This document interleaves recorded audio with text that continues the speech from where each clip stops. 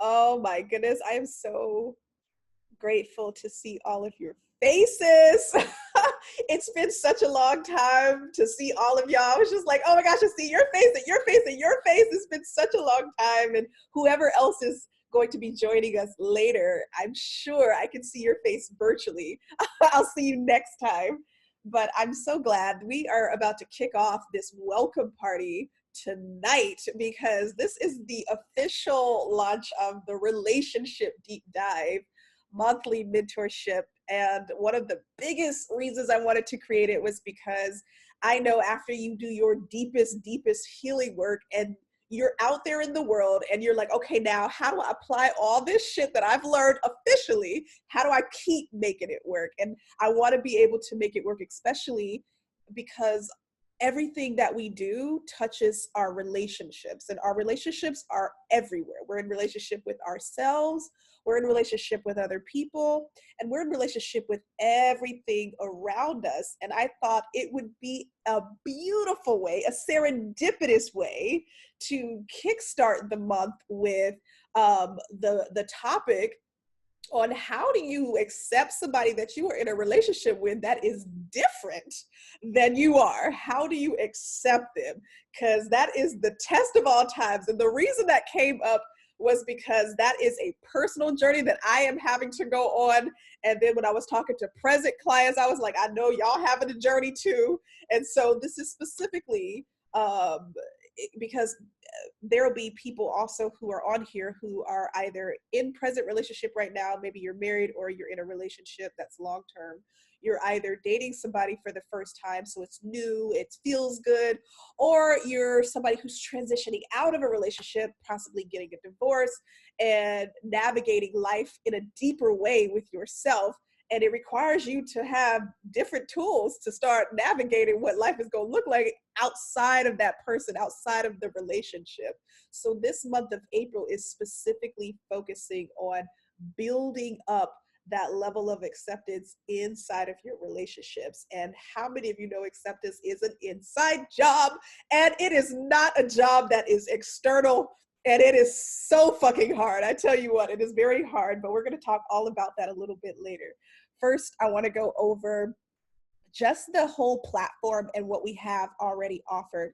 If you go into the membership, I've already put up the first teaching for this month, and it is the 3 freedom mindsets. Now, some of you got the 3 freedom mindsets. Some of you didn't get the 3 freedom mindsets. Some of you may remember the 3 freedom mindsets or don't remember the 3 freedom mindsets. Whoever remembers it, this is still part of the tenets that I'm coming from as I'm teaching.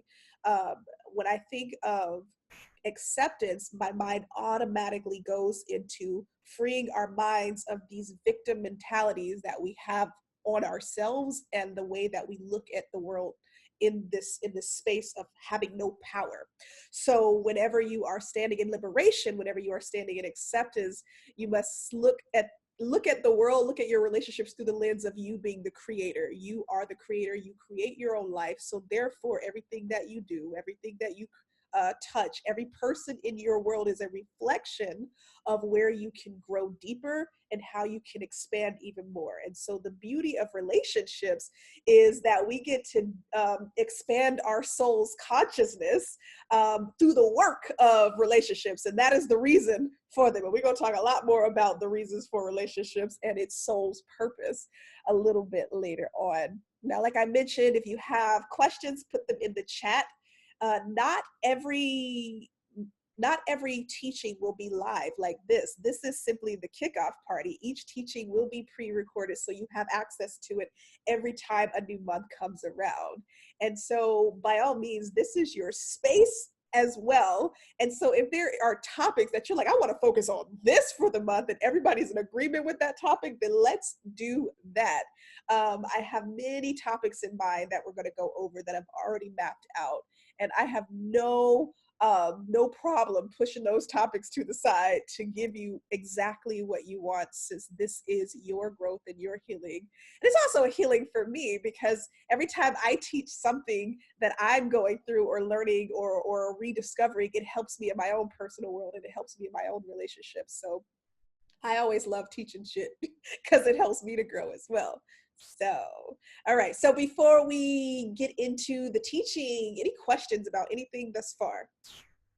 Any last parting words? Any bathroom breaks that needs to happen? All right, cool. So we're good to go. All right, so let's get into it. So I want to talk about the relationship paradigm that we are actually in right now, right? So this is what I call the Western model of relationships. And the Western model of relationships has everything to do with control and manipulation. And oftentimes we don't even realize how we are in the cycle of control and manipulation because it's so unconscious. We think it's normal. It's just culture. And culture has suggested that in order for us to get what we want, the other person must do that. And if they don't do that, then we need to figure out a way to get them on our side, which means we need to convince them, we need to compromise, we need to control and not say certain things in order to take away an experience for them. We need to do all these things in order for them to be on our side. And it simply comes from the idea that when we are in loving relationships with another person, that we are supposed to be happy all the time, that we are supposed to be pleased all the time, that we are supposed to be good all the time, that we are supposed to be connected and loved on and supported and heard every single time. And how many of you know that that is proper bullshit and that does not happen all the time? And it doesn't happen as often as you may want it to happen, which is where the issue is. We have these ideas of wanting to get our needs met from this other person, and when they don't meet them, it becomes really difficult for us to stand in that relationship and look at that person every day, because our natural idea is, let me get the fuck out of here because you not giving me what I need. I'm gonna go get my needs met somewhere else. And how do you make a relationship work sustainably in a long-term relationship when the other person simply can't give you what you need? And how then do you take that upon yourself to figure out how to heal that part of you that is desiring something that is just simply not what the other person can give to you? And that's what we're going to be talking about today. And by all means, if you have input into what that looks like because of your own experience, please share that in the comments too, so that other people can learn as well. So that is the Western paradigm, right? So here's how it's set up. You meet this other person, the chemistry feels good. You're like, oh my God, we have things in common. Wow, every time I'm with you, it just feels like heaven. You're just on pure ecstasy. It feels good. You're kind of just floating. You want to be around this person often. They want to be around you. You might want to talk on the phone often. You find everything that you can do together because you just want to experience life together. That's usually how that starts, right?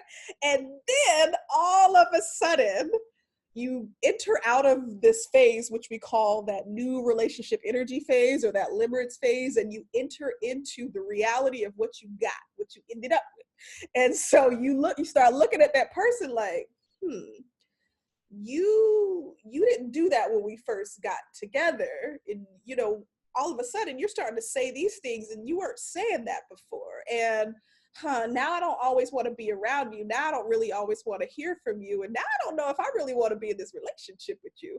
And it's usually because of some things that happen right between that new relationship energy and where you are right now. So let's just, I'll talk about this part in just a minute. So what usually is happening right in the middle of new relationship energy and when you actually settle in with somebody are silent expectations.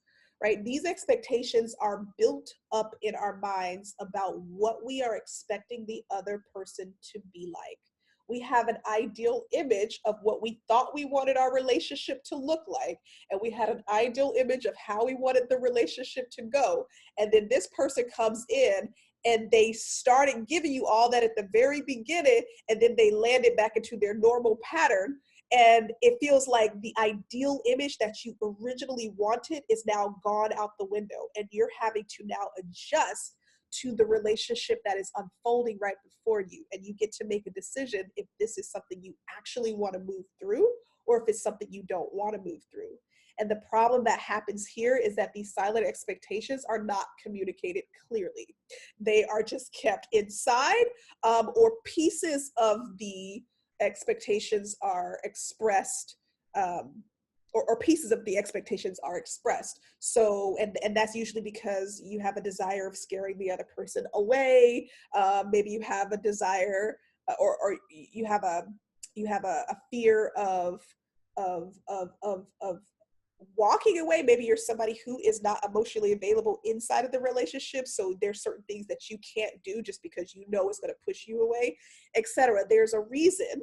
There's these walls that are slowly building up that are not fully communicated at the beginning, and it just becomes easier to not say something, because what I notice with a lot of women is that the idea is, I'm going to be mean, I'm going to sound too bitchy, I'm going to come across too nagging, or I want to talk to them, and we try to have all these conversations, but they don't respond back to me. He's not talking to me. He's not sharing his emotions with me. He's not doing his part. He's not communicating. And I don't know why. I try to communicate. I try to do my part, but it's them. It's not me. And I'm trying to do all I can to get them to communicate. That's usually the common experience. Or the opposite of that is, you are engaging with this person, but they're pushing you away in some other format, and you're feeling the resistance. All right. And so those are because of silent expectations. And then usually what happens right after that is, because the experience or the expectation is unexpressed, then the wall of resentment builds up, and it leads to heartbreak and a breakup. And so, cool. All right. So thank you. Oh, okay. Kitty, you put something in the chat box. Yes, ma'am. All right. Let's see. Let's see here. I had to analyze the things I wanted or thought I wanted and why. That was honestly something I hadn't considered or questioned, because this is the norm. Yeah, this is normal for people to do, and how relationships normally progress. Still working through my beliefs and adjusting to the reality that a lot of it was shit I was told as societal norms and not my own. Yeah, peeling back the layers and getting deeper into the authentic self to discover what sits right with my spirit and what doesn't. Exactly, right? So that moves us into the ideal way, the ideal paradigm of relationships, which is essentially addressing your own narratives, right? So we are taught from a fear-based platform of what it means to be in a relationship. That is just how we've been taught. We've been taught that around sex. We've been taught that around relationships. We've been taught that about pretty much anything. Very fear-based, very guilt-based, and very shame-based. We don't have any models that would suggest what it would look like to be in a relationship with somebody where you can be your fullest self and they can be their fullest self without controlling and without compromising. And so we're going to talk a little bit more about what that means in just a moment. So let's talk about the ideal relationship. That is the ideal relationship, right? Being your fullest self while they get to be their fullest self. You both get to accept each other just as you are without desiring. I'm going to not say desire, because it's okay to want something and still also not get it, but without making or commanding the other person to change because you are uncomfortable with them, right? So here is how it starts. You have the same thing, you meet the person, new relationship energy forms again. You're like, oh my God, this is amazing. In the middle of that, you start having clear communication that is detailed enough so that the other person can establish a direction. And clear communication looks like, I'm telling you exactly how I feel. I'm not sugarcoating it. I'm not holding pieces back. I'm telling you exactly what I want. I'm not sugarcoating that or holding it back. And I am letting you know what you are getting into. Even if there is a threat that you could go, I don't want to do this anymore, even though there's a possibility that they may pretend to be on board with it and then later down the road say, nah, I'm good. There's a lot of people who get that and feel like they can't trust the person anymore, right? So the reason why we get super specific at the very beginning, there's a lot of people that believe that you shouldn't go that deep at the beginning of a relationship. That should just be something that happens later down the road, which the problem with that is you then don't realize who you got into a relationship with because you didn't have that at the very beginning. So we end up usually having to be in relationships with people that we're then having to find out about again. It's like, okay, but this is not what you said in the beginning, or I never asked those questions in the beginning. I don't know what you're wanting. I didn't know that this is what you were asking for. I didn't know that you were going to still see that other woman and still see me at the same time. I didn't know that. I thought that because we established this thing together, we was going to do this thing together, right? There are things that we then start to find out. And even in this also happens when you're in a longer term relationship where you get comfortable with the other person and you get, you start to be accommodating to what's happening inside of that dynamic and you get used to it. And what happens is the resentments and the silent expectations grow, and it becomes harder to communicate with that person because of what you might have already built with that person and the life that you see yourself going with that person. It becomes sometimes a little bit more challenging to start saying, hey, I want to take this relationship in a different direction. I know we didn't agree on this at the beginning, but I want to take the relationship in a different direction. It's sometimes the hardest part in more longer term relationships, especially when you now are finding out more about yourself. You're on your self-love journey. You're using new tools now. You feeling different. You feeling great. And you like, I want my boo to do the same thing because I'm new and I want you to be new too. So we should be new together. So we should level up. And the reality is, even though you want them to be better, it still is a form of control, right? It still is, because you want them to be somewhere that they are not and maybe don't even want to go. And that usually is an issue in relationship. It's like, I don't want to do the work because you do the work. Let that shit be you who is doing the work. I don't want to do it. I didn't ask for it. You are the person who did the work. And so there's a lot of relationships that end up in that dynamic as well when you're in the long-term category.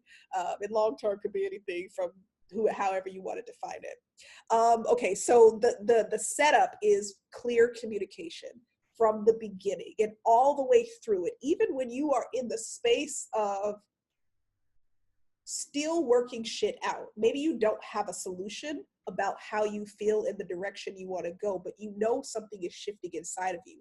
Still communicating that to the person that you are in a dynamic with so that they can start making up their mind, so that they can start processing, is this a direction I also want to go in? Is this something that feels good to me too?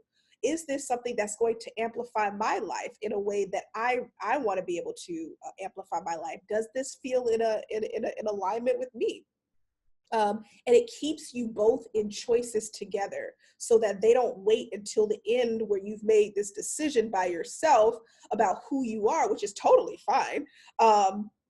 They also get to go along on the journey with you. And it can reduce the setup for being blindsided. Don't nobody like being blindsided in a relationship. You just came out the blue and told me this shit. I needed you to have communicated this a long time ago when you first started thinking about this stuff. And that's usually where most people's expectations are, right? So being mindful that blindsiding is not the way to do it. Keep in communication the whole way through.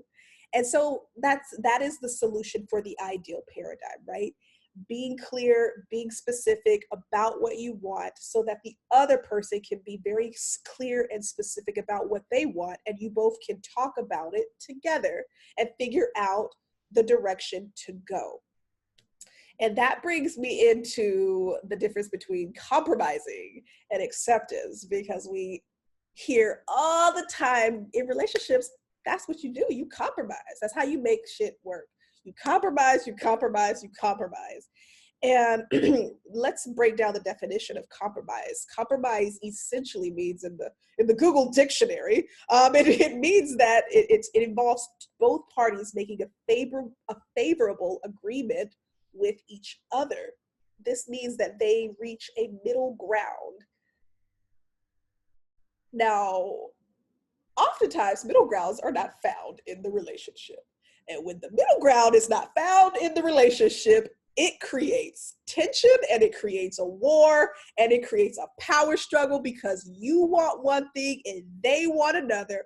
And the automatic mindset is, let me get out of this because clearly we're not on the same page. I need to be on the same page with you. We need to be on the same page together. Because if we're on the same page, then that means I don't have to feel uncomfortable and you don't have to feel uncomfortable. So let's keep trying to figure out how to not be uncomfortable together. And this is usually where you're often landing more in the people-pleasing category than necessary. And we're going to talk a little bit more about the people-pleasing piece here, but when you are uncomfortable inside of a relationship, that is not your job to make yourself comfortable or because you need to get the other person to change. Your job is to figure out, how can I understand why I'm so triggered by this situation? How is this situation supposed to grow me? So when we are in this friction space, we're in this trigger space, we're in this activated space with the other person. They now want something different. You now want something different. Y'all can't compromise and figure out on the same level. You literally have to figure out why you are triggered by their inability to move in your direction and vice versa. They still need to do the same. And we'll get to a little bit of that in just a moment. But that is compromise. Compromise is trying to find a middle ground. Now, compromise is very different from acceptance. Acceptance literally involves you literally going, I'm allowing the other person to be who they are and do whatever they need to do. And example, every time I come home and my house isn't cleaned, and all I want you to do is clean the house. That's all I want you to do. Just help out around the house. You got these kids running around here. I'm working all day. And the last thing I want to do is clean this house by myself. And you never clean the house for me. And you've asked, and you've asked, and you've asked. And that person says, okay, sure, I'll help. And they try, and they try, and then they stop trying, and then they fall off the wagon, and they don't do it again, and then you keep having to have the same conversation again. The goal is not to keep getting them to do the work. The goal is to accept that they're telling you, I'm not cleaning. I'm not doing this shit, and I don't give a fuck how many times you tell me. Now, here's where the war tends to happen, right? You've told this person again and again and again what you needed from them, and they still haven't given it to you. And usually when people think acceptance, they think it has to feel good. They think I'm going to be walked all over. They think it's unfair treatment. They think that now I have to do all this work by myself. What's the point of the relationship if they're not going to try? Right? You're now looking through the lens of that the other person is the problem, and the reality is that they are not the problem. The problem lies with you in the trigger. The way you're looking at the situation is how you're making the problem become bigger than what it actually is. If you actually looked at the person and you went, okay, they have told me on more than one occasion, by no matter if they've tried it or not, that this is the capacity that they have to clean this goddamn house, and I have to then do it, then I am going to have to figure out why I am so triggered by them not doing or following through on their word. Or maybe I'm triggered because they aren't cleaning and I need it to look a certain way, right? And I'm going to give you some ways to figure out where your triggers are and how to find them. But you now have to figure out, what is it in me that desperately desires them to do this thing that they won't do for me? What is it in me? And when you can work through that layer of acceptance, you start to look at the person not as the problem, you start to look at them as the growth opportunity. Thank you for showing up this way, for doing this thing, because I got a chance to grow in myself through this trigger moment. What tends to happen is, because you stop trying to get the person to do what you want them to do, they end up doing it because you've already calmed yourself down because of it. That's usually what tends to happen. And if you understand energy, right? Energy attracts like energy. So you don't attract the same type of person. You generally attract someone who shows up as the opposite of your likeness. So example, and here's where I say relationships are, they're not designed to be equality. They're not designed for equality. Ooh, thank you, Katia. Yes, that worked with your son. Yes. They're not designed to be equal. That's not what relationships are. It's 50-50. It's 70-80 is what all of these things that people want to say. Relationships are designed to have balance, right? So if I make the pancake, I need somebody to eat that pancake. You gonna be the person making the pancake and the other person's gonna be the one eating it. You both can't make pancakes. Somebody gotta eat the pancake too. This is called balance. If we're both over here making pancakes, then we now need somebody over here eating it. This is what balance looks like, which means that somebody's going to come into the dynamic to show you where the growing opportunity is, which means that the problem and the triggers that you have inside of you is now going to be reflected in that person in the way that they act, in the way that they move, in the way that they breathe, think, and chew, and sleep. You're going to be looking at them like, oh my fucking God, are you serious right now? I don't like you anymore. I don't like you, and you don't have to. I don't like you. That's what balance looks like. So usually people get in relationships and they think it has to look pretty. And the reality is, when you are triggered, it doesn't mean break up.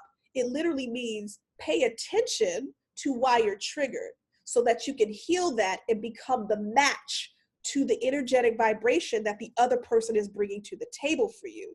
That's what that means. And when that energetic vibration is matched, you can find balance. But you've got to first get rid of the idea that the relationship is not to make you happy. It's not to make it fair. It's not supposed to be equal. It's not supposed to make you feel good all the time. Those things just gonna come because they just gonna come. If you believe that relationships are not supposed to be triggering all the time, if you're not supposed to have these ups and downs, you know, relationship gurus out there will say, oh, if you have these ups and downs, it means your relationship is toxic and you should get out of it. And oh, it's so bad. And the reality is that's not true. Those energies are trying to show you where you are needing to be strengthened. So when you are triggered, you are being given a gift from spirit, from source, from God, from creator to say, hey, I am trying to strengthen this aspect of you because I know you need it. So guess what? I gave it to you in a person that it manifested through so that you can do your spiritual work. You're not getting it any other way, so I gave it to you in the person you'd pay attention to the most, the love relationship, the one that pulls and makes you feel so crazy. That is the relationship that's going to elevate your soul and get you to a space where you can really do your deepest healing work. And that is the epitome of self-love, right? I've always told clients in the past, when you get into your love relationships, that's when you know that you're gonna do some deep, amazing work on yourself, because there's nothing like love relationships to elevate you and raise you to your highest and truest self than any other relationship out there on the planet. No other relationship can do that. Now there's space for your parents and your siblings and your friends and all of them, and they will elevate you in some way. But those are people that you just kind of have to be with. You know, you didn't choose them. You didn't ask to be with those people. They just brought you into the world, and boop, there you are. Now you have to just deal with them. But you have chosen this person that you are saying you are in love with and you want to build with. And because they are here for you, they are intentionally your soul's mate. They are your soul's ability to mate you, create sacred union, to help you stand in reverence to the things that make you feel triggered. Because we have a culture that demonizes emotions. It tells us, don't feel this way. Don't feel sad. Don't feel angry. Don't feel scared. And then don't you dare have the nerve to be mad, angry, or scared with me. Don't do that. Don't be jealous. Don't be possessive. Don't be controlling. Don't be manipulative with me. Don't do none of those things with me, because I'm going to now judge you as a toxic, narcissistic, fuckboy, whatever the stereotypes are out there that we have held on to. These place you automatically into the shame and blame category again and again. It doesn't liberate you. It keeps you spiraling in fear. It keeps you spiraling in shame, and it keeps you spiraling in blame. So the way to get out of that is to learn how to accept the person just as they are, however they want to be.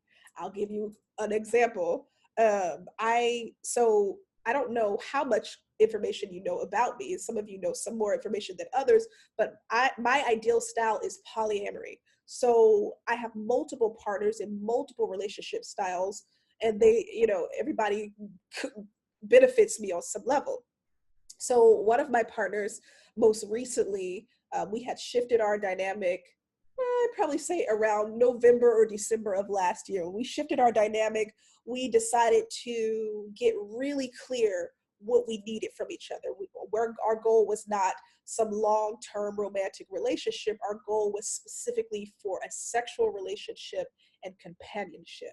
And that's where it got really confusing for us, right? So you're going to have all these emotions pop up, and we had to get really specific that our dynamic was sex, and sex was the only method here. We can't try to make a sexual relationship into a long-term relationship, because that's not how it's supposed to be, and that's where we were messing up. So we had to shift from the idea of, okay, wait, we're not doing long-term relationship. That's not what we want with each other, because I don't want to marry you, and clearly you want to marry me, but it's not gonna happen. So I'm accept that. You're gonna have to accept that. And all I want from you is sex. We can both agree that all we really want from each other is sex and deep connection. I want to bring my problems to you, and I want you to bring your problems to me, and I want to be able to communicate that with each other very clearly. So when we got to that space, only recently, when I met someone new and got into a more longer term relationship, or committed relationship, and I shared that with them, their first reaction was, "You're always going to be mine. So you tell whoever you're with that you are my property, and I will always own you." So I was like, hold the fuck up. No, like in my head, I'm thinking, no, you didn't just say that to me, because that's the last thing I wanted to do. Now, let me give you a bit of background history. Background history is I've been controlled my whole life. My mother was controlling. I was told to do what they wanted. I was taught to think what they thought. There was no space for me to be who I was. And so the only way I had control was to control it over my body. It turned into an eating disorder. And so the only way I knew how to be, free, was to be inside of myself. I couldn't share clearly with other people. There was no space for me to really reveal all of my desires, because somebody somewhere was going to try to control it. So of course I bring that same wound into all of my relationships, where my fear is, you about to control me. And so here she is saying that I am her property, and I don't care who you are and who you're with, you will always be mine, right? So I was like, okay, it took me a couple days to process, because I had to go in my head and be like, all right, do I want to use all my tools that I know to communicate, or do I want to go off on this motherfucker? Because I clearly feel in my soul is rupturing. I want to just, oh, and she knew how I felt. She knew how I felt. So I was like, you know what? Let me calm down. I talked it over with my now partner. She's like, just don't engage, just let it be. I was like, I'm not the person to withhold or disengage or run away from a problem. So I was like, I'm just going to figure out what I need to feel and say. So what I did was I came back to acceptance. I knew from the jump she had possessive energy. I knew from the jump that she enjoyed control. I knew from the jump that this is just who she was. So why now am I tripping over this reaction? It's to be expected. So I'm tripping over something I already said, yeah, I'm in agreement with. I'm okay with this. Be who you are, boo. I'm totally fine. But yet I'm the one tripping. So I let myself have my anger moment. And then the only thing that I could do was to go, you know what? Let me land in empathy. Let me put myself in her shoes. Why would she now say that? Because I already knew what my pattern was. My pattern was, the way that I grew up and the control that my parents had on me for the bulk of my life. And so I already figured out where my trigger was coming from. So I was like, okay, this is a me issue. It has nothing to do with her. So I can either choose to push her away and never engage with her again because of this comment, or I could choose to take responsibility for the wound that is already was created before she even got into the fucking picture. And the wound that was created was the control, the desire for other people to control me that I kept seeing. You're trying to control me. That's why you want to do all these things. I'm a runner in relationships. I am the emotionally unavailable one typically. So it takes a lot of effort for me to stay in a relationship long enough so that me and the other person can connect. And then not to mention that I like multiple partners. That's a lot more extra work for that. That's just a whole lot of fucking work. Anybody got time for it? But yet I do it. Because I know that all these people are going to grow me and I'm going to have to get out of these cycles. And so the way that I did that was I said, okay, I'm going to let her be herself. I'm going to respond to my own trigger, which is a pattern. And I'm going to be empathetic with her. I'm going to choose to understand what it is. So I called her up and we spoke and I said, hey, I want to talk to you because here's how I clearly communicated. I said, I felt really, really angry when you said what you said about the possession and that you own me and da da da da da. And I said that I can understand why you feel that way. I said, the reason I think I can understand why you feel that way is because I know what it's like to be in control of something that you feel close to and you want to be attached to it all the time. And so, I'm empathizing with your need for control. And I just want to tell you that. And she said, thank you, and I don't do this with everybody. It was just you. I'm attached to you. I really care for you still. All the things. I'm sorry, that was a jerk move. I didn't really mean to say it. I was like, it's cool. It really is fine. Thank you. I appreciate you for sharing, how I appreciate you for your apology. I appreciate you for, being able to listen to me in this moment. I appreciate you for being willing to be angry, because it taught me that there was another trigger that needed to be learned here, or to have compassion for. And so we moved on. It was easy peasy, clear as day. I didn't blame her. I didn't tell her she better not say that shit to me one more time. I didn't say none of that. I let her be her. You get what I'm saying? There's a difference between acceptance and compromise. I didn't compromise who I was because she was jealous and angry and possessive. I stayed in who I was because that's what I knew to do. And then I accepted her for it. And then I chose empathy. So any questions before we move on? I'm going to tell you how to do that, give you the steps around all of that beautiful stuff. And Katie, I love what you said, because do you want to share a little bit more about how you did that with your son, or no? I don't mind sharing. Okay. So he's now 17, my only child, and I'm a single parent. His dad is alive and in the same state, but not an active parent. So this would be about 3 or 4 years ago. My son and I were just not on the same page. And it came to a point where it was either going to be him or me, and it wasn't going to be me. So behavioral stuff, grades, not listening, just typical teenage rebellion. And based on how I was raised, children, you shouldn't be disrespectful to your parents. He was doing all of the things I never would have done to my parents, right? But I'm in therapy with this woman, and I'm learning, like, okay, I've got to kind of figure out a different way, because that old way, I remember being a teenager and I didn't like a lot of the interactions with my parents because I felt unheard. So needless to say, for his ninth grade year, he went and lived with my sister. I saw him regularly, but I used that time to not change him, but to change my approach to interacting with him.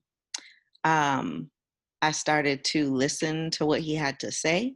And I think the biggest piece of advice that you gave me was, instead of always pointing out the negative things that he does, um, be proud of him in the things that he does well, and make sure to bring those things up and mention them and say more, just reinforce more positive things to him.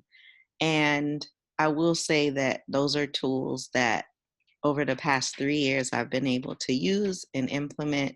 And now he'll come and lay across my bed and he'll talk to me and tell me stuff. Of course, he doesn't tell me everything. He's a 17-year-old boy, but he'll randomly check on me and hug me and, talk to me about different things. And I don't think I would have been in this space if it weren't for exactly what you're talking about, where I just had to accept that that's who he is.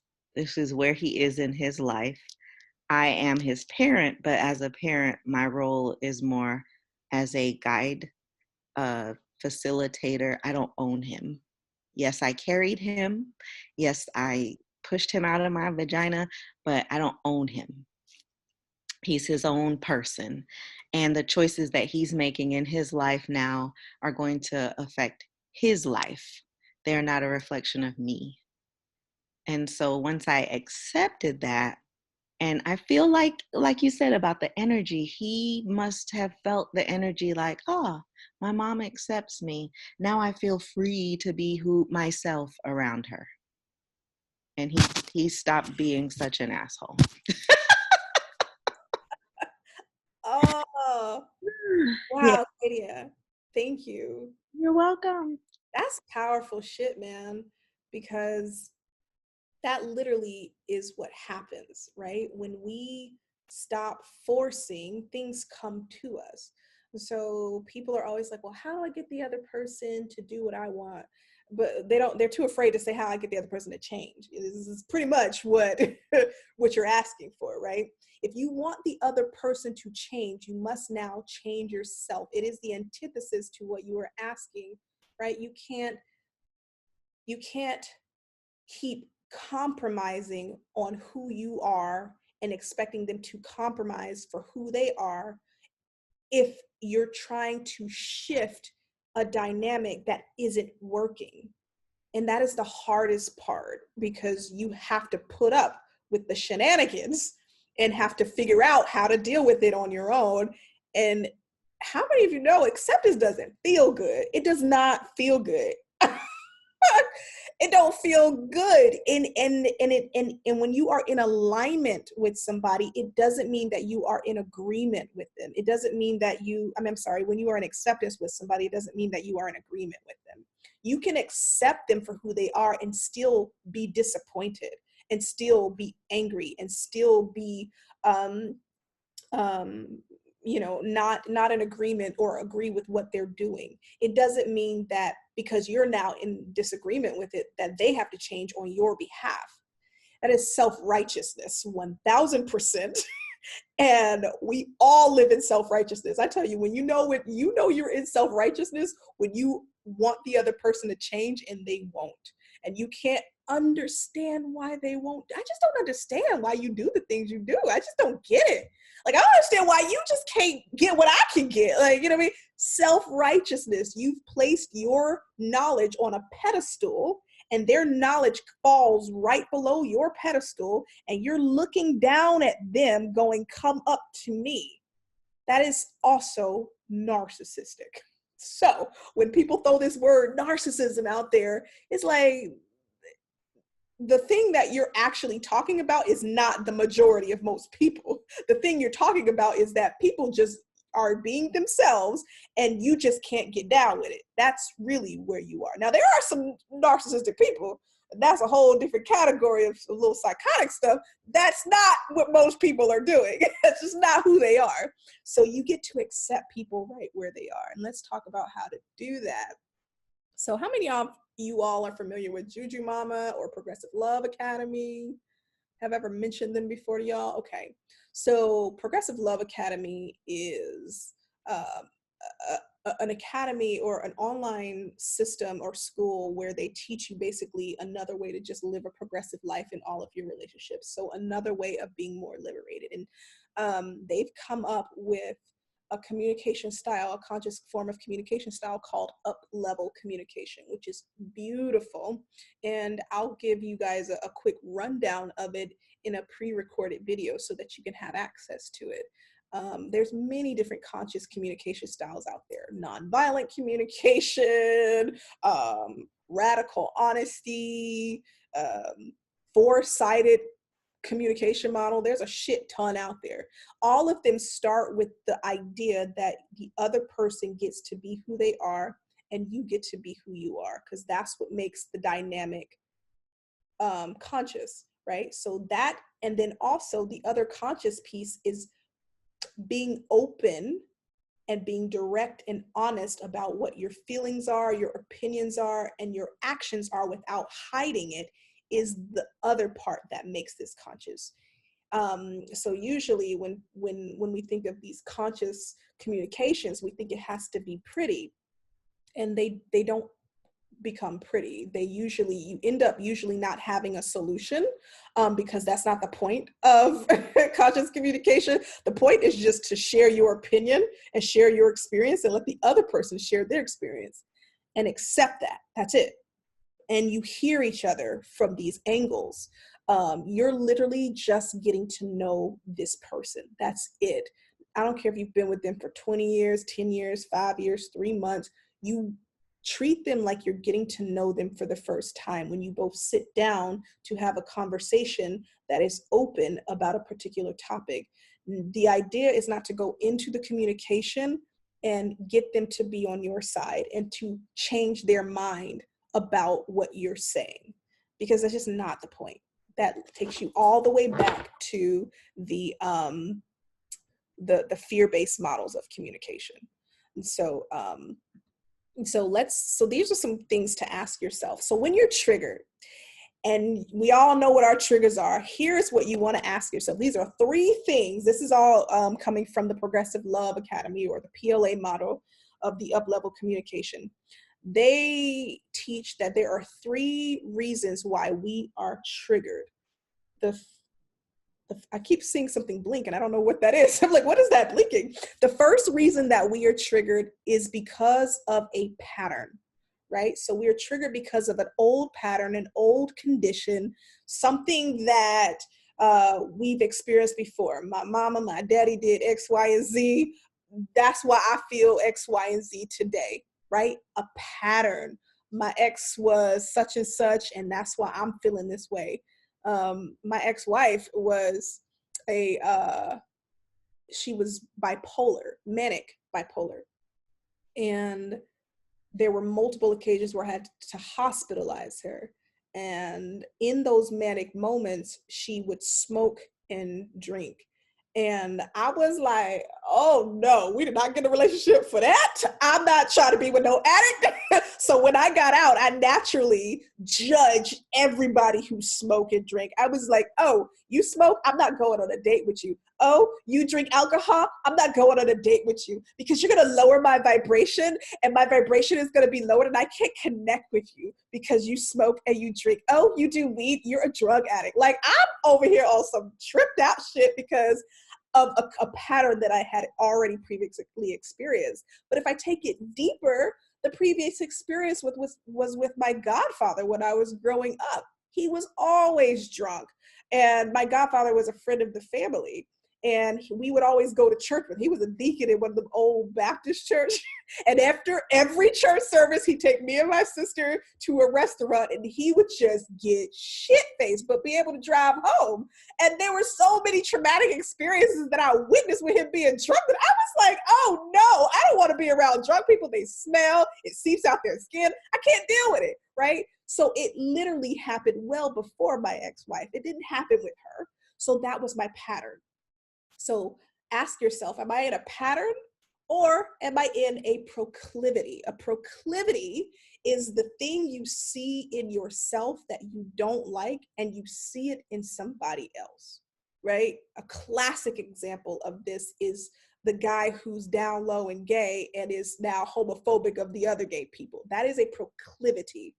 The person who is the abuser and struggles with and judges other people for abusing their kids. You know, I had a mother who I was doing some work with her teenage daughter, and the mother's calling this daughter, she's a thought, she's a hoe, she dressing all short, she going to the playground to meet these boys and da da da da da. And I looked at the mother, I said, you know, you're calling your daughter a thought and a hoe. I'm real curious as to why you feel the need to call your daughter out her name like this.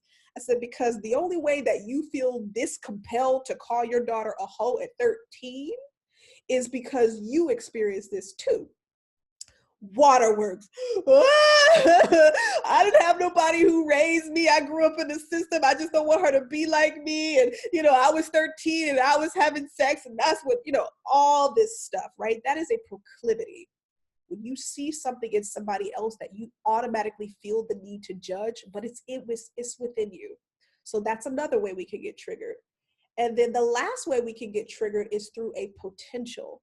A potential is what we see in someone else that we want and desperately desire, and now we can't have it because we either don't feel like we can or we don't feel like we have the tools to get there. And so we're mad at them for having what we wanted, right? This is very classic in relationships where cheating is a thing, where the wife or the partner, I usually work with women, so I don't usually work with a lot of men. So the woman inside of a dynamic is always, you know, what does she have that I don't have? And I'm jealous because what if she can give him everything that I can't? You know, that is a potential. That is a trigger. That is also another way. So first, when you are triggered by your whoever, your love partner, mate, whoever it is, where are you triggered? Like, ask yourself, why am I triggered by this circumstance? Is it a pattern? Is it a proclivity, or is it a potential? Really sit and think about that. And then the next step is to ask yourself the question, can I have empathy for this person? Can I have empathy? Can you literally place yourself in their shoes? Can you understand why they're doing what they're doing? And sometimes you don't need to understand. You literally need to be able to get it. Like, literally, if I were in your shoes, could I see myself doing the same thing or something similar? It doesn't even have to be the same thing, because sometimes people go, well, I can't see myself doing that. I just never would. I just won't ever do that, right? I just can't do that. But have you done it before, right? I've never, you know, taking back to that same example that I've had, I've never possessed anybody before. I've never said that you were my property, but have I felt the strong desire to control and be possessive over something, even though it wasn't a person? Yeah. I can relate to you from that space. It doesn't have to be the same thing. I resonate with the emotion of why you said what you said versus focused on the details and how specific it was. So you don't have to be specific. Just get into the space of, can I see where I've done this before, and can I see where I have done it, and do it again? And even if you can't see yourself doing something similar, can you imagine why it's really causing the other person some level of discomfort? Because maybe they were angry. I could see why you yelled at me. I could see why. I've been so angry before that, you know, I have slammed the door in front of other people, you know, on a person, or I've hung up the phone in somebody else's face because I've been angry before. Same thing, right? That's empathy. So now you literally are standing in unconditional compassion right here. This is what acceptance looks like, unconditional compassion. All right, so then the third thing is, are you now willing to consider that they are not the problem? It's never going to be about them being the problem.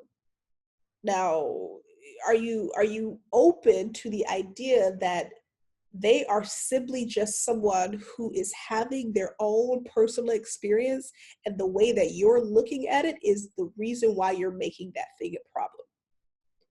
You have to now consider that thought. This takes you out of blaming them and shaming them for it, and it puts you back into accountability and responsibility with yourself. All right. And then the fourth one is, am I willing to do the work on my own trigger? Am I willing to now do the work? Even if the person never changes, no matter how many times they say they would, am I still willing to do the work? Because it has nothing to do with them. Can I do the work on my own trigger? Can I be responsible and accountable to my own work? All right. And then the fifth one is doing the work. How do you do the work, right? You do the work through forgiveness exercises, meditations, breath work. You all are going to get some breath work every 3 months in here. Energy healing work, tapping, y'all familiar with tapping? You see those? EFT, you could do that. You could do any kind of deep healing work that's going to get you to take that trigger and make it yours, your work to deal with. Here's where the difference is right here. When you take on the responsibility of your trigger and you turn the work inward, what happens is you automatically stop expecting the other person to work on themselves for you. They're going to work on themselves when they're ready to work on themselves, if they're ready to work on themselves. You now need to decide if you can work on yourself and stay there in that vibration. Okay? Questions about anything so far? Anything? Okay. Cool. All right. So when you are doing your work, you literally are embodying the essence of acceptance. And I'll give you the definition of acceptance. Acceptance literally means having unconditional love, unconditional compassion, and unconditional trust. The trust piece is a little different, right? So when you say, I accept you and accept this moment just as it is, that means I am choosing to have compassion for it right where you are, or have compassion for you right where you are, empathy, right? I am choosing to love you beyond what I think is right or wrong. I'm choosing to look beyond your pattern and see that you are a person who is lovable in spite of. I am choosing to trust in me. Hold on, my phone is doing some stuff. I don't know why my phone is ringing. Okay, cool. I'm choosing to trust in me beyond and beyond the actions and the behaviors that are happening in this time period right now. I'm choosing to trust that the reason this is happening is to heighten and grow me. That's what the trust looks like, right? So you are being asked to be unconditional, meaning having no limits around what trust looks like, love looks like, and compassion. Because the minute you start to say, well, it has to look this way, love looks this way, love feels this way, love is this way, it starts to put you into the box where limits exist. And when those limits are wrapped up in your love, when other things go around that box, you start to go, that's not love. That can't be. You don't love me. You don't care for me because you don't fit in my little box of what I've defined as love to be. You don't fit in my box. How do you show up in a liberated way when everything is so boxed in and so tightly wound and so defined and so gripped upon?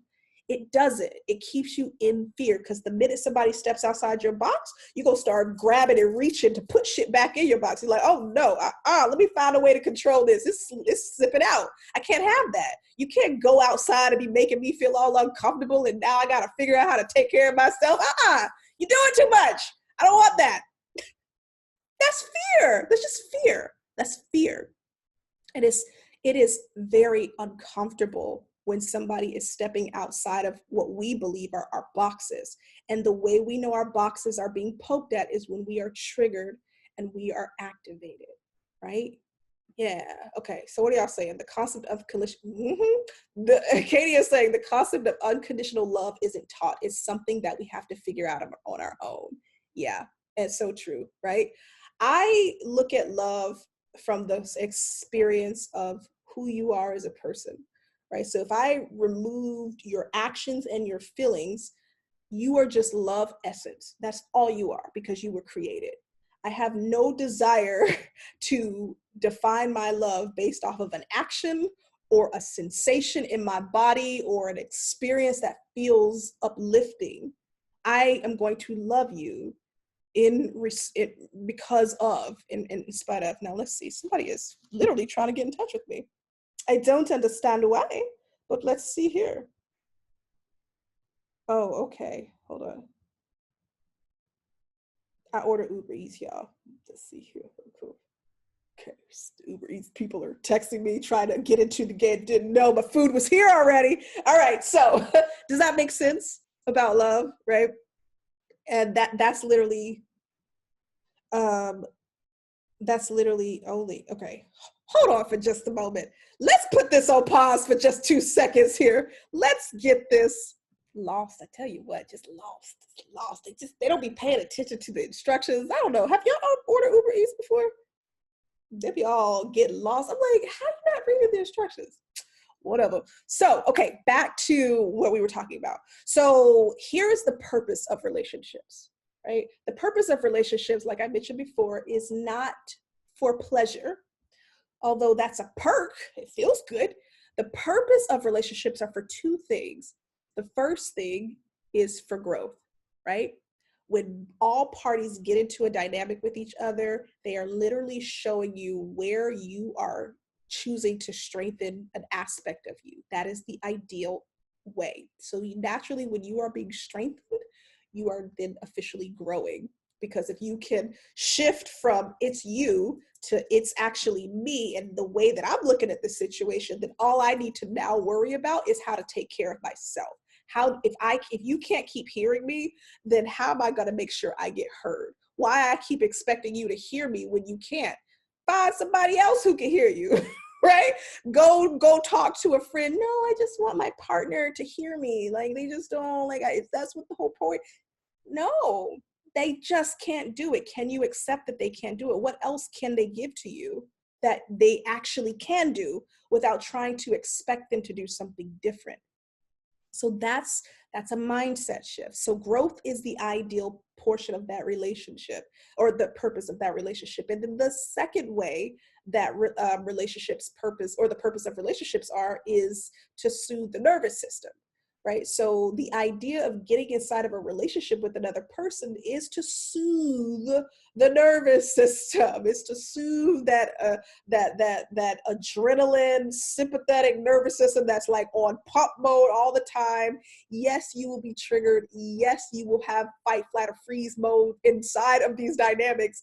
And yes, the minute you start to accept the other person as they are and you start to grow, the other person can then go, whoa, I can breathe too. Shit, you're not trying to get me to change, so I can grow too. Now we're both fucking soothed. We are now soothed because you're not making me into somebody else that you want me to be, and I'm not making you into somebody else that you want me to be, and we get to heal together. Growth can happen in any dynamic. It literally can. Now, it can't happen in the abusive ones. Now, that one, when you are in something like this, acceptance, compromise, none of this shit works. Get out, find safety, find another way. There is no excuse for abuse. All right. You cannot be in space where you can accept them. Yes, you can accept them as they are, but you accept them and move on. Get out of the relationship. Safety is very different than I'm just going to be in alignment because, I'm supposed to be growing myself because that's what I was taught. I'm going to let you beat me be my trigger so that I can remind no, stay. Don't stay. Don't stay. Get out, go far, far away. So your jobs are to soothe each other's nervous system. I'm coming to you in this relationship as a sacred vessel. It is a union. It is a partnership. It is a sanctuary. If you go into a church, you walk into that church and the idea is to to feel soothed and to feel uplifted and to feel inspired. You don't always feel good in the church. You might, there you go, hold on. So we are back. Um, so if you treat your relationship like a temple, treat it like a sanctuary, treat it like a holy space, then the idea is I come to lay my burdens down into this space where it will be held safely. I come to give all my wounds to this space so that I can be washed of them. When you look at your relationship from that space, it changes and it pivots your ideal image of what you're in that relationship for. It literally goes, when I am with my partner, even though we are having our hard time, I am devoted to the teaching and the lessons that's being taught in this temple. I am devoted to the fact that when those lessons are being taught, I am going to grow and so are they. I am devoted to you. I am devoted to me. I'm devoted to what we're building together. That is the devotee. That is essential. And if you are not devoted to the relationship any longer, then you got to ask yourself, why the fuck are you there? Why are you still in this if you have stopped being devoted beyond the hard times, beyond the massive shifts? If the person isn't working with you, it's not because they're not wanting to work with you. It's simply just because it's just not their time to do that work in that way, the way that you're doing that work in that way. And can you be okay and to be devoted to the fact that I trust that they're going to be fine. You don't take somebody to church and then expect them to get saved and baptized. You take them to church probably with the hope for them to just hear a message that's going to touch their soul or something. You don't take somebody to the temple and expect them to be instant 2-hour meditators overnight. You take them to the temple so that they can experience what it feels like to have peace in the mind. You don't take somebody with an expectation that there's going to be an outcome given to you. You take somebody with the idea that they're going to have their own process and they're going to be able to do it in their own way. And that is the point of relationships. And when you can get that, it'll soothe the nervous system. And you can go, oh, I don't really have to do that much work because I accept that you're not going to do this shit. So I'm not even going to be worried about it. Cool. Oh, okay, cool. You're not going to call me all the time? Great. I'll talk to you when you can talk to me. All right, cool. Oh, wait, we can't process this? Cool. I'm gonna go talk to my friend over there who I can process this with because you're not doing it. It's fine. It's totally fine. There's nothing wrong with them. There's nothing wrong with you. There's nothing wrong with the relationship. It's not dysfunctional. It's not toxic. It just is. And you now get to choose how to elevate your soul's purpose inside of this dynamic by doing the work inside of the relationship. So let's see what y'all saying in the comments because I see some stuff popping up in here. All right, so Katie has said, I knew about the growth and I felt the soothing. And I never realized that they went hand in hand. Yeah, like having that soothing space to grow versus growing in rough terrain. Yeah, that's really powerful. And Ray, you're saying by processing the union relationship from a place of devotion is definitely a game changer. Honey, it is a game changer.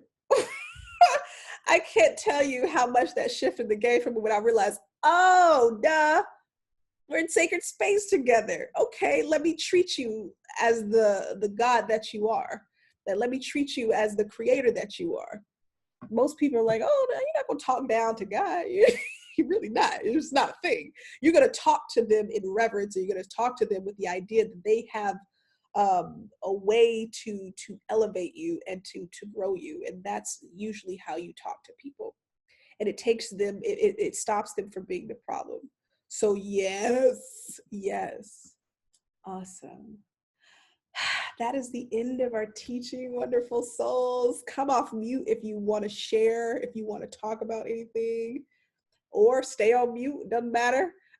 But we are finished for this evening. You are going to have a journal prompt after this is over. And so just be on the lookout for that. And I'm also going to be making the next video about the up-level communication so that you can start practicing that.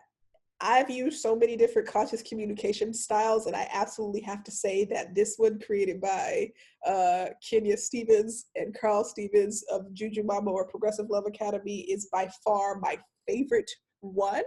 I love it, and I think you're going to love it too. So I want to teach it to you. So yes, oh, thank you. Yeah, it was so beautiful to see all of you. I appreciate every single one of you. Yes, heart and definitely there will be another post in there where you can ask all your questions as you go through the month, because at the very last week I'm going to gather those questions up and then go live and answer those questions for you. So you still have access to get your questions answered and get whatever knowledge you have. So yes, definitely ask questions of whatever comes up for you. I want to support you in your relationship with yourself and with others. All right, wonderful souls. Have a beautiful night. Have a wonderful evening. And I'll see y'all next month, and then also in the mentorship. All righty. Bye.